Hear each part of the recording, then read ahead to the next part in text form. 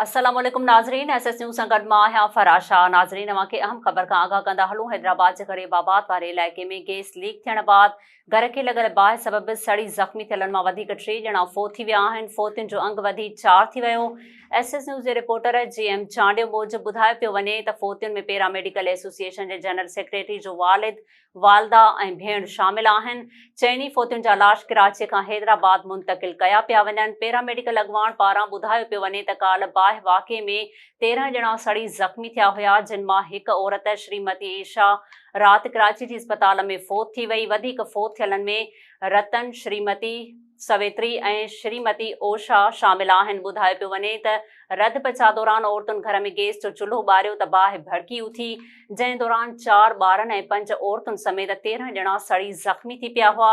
ज़ख़्मियुनि में श्रीमती ओशा, सागर, श्रीमती सवेत्री, ईशा, रतन, एनी, शरदा, बाबू, शान, प्रकाश ऐं ॿिया बि शामिल हुया, जिन मां श्रीमती ईशा, श्रीमती सावित्री, श्रीमती ओशा ऐं रतन फ़ौत थी विया आहिनि।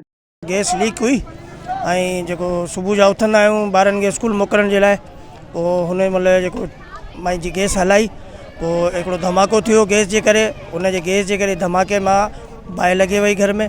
पोइ तक़रीबन जेतिरा बि माण्हू घर में हुआ, सुता पिया हुआ, सभु सड़ी विया। हुन में नंढड़ा ॿार बि हुआ। हुनजो रवि तंबोलिया पंहिंजो लम्स जो जनरल सेक्रेटरी, हुनजो वालिद साहब हो, हुनजी अम्मा हुई, हुनजा बालड़ा हुआ, नंढो भाउ हो, हुनजी भाभी हुई।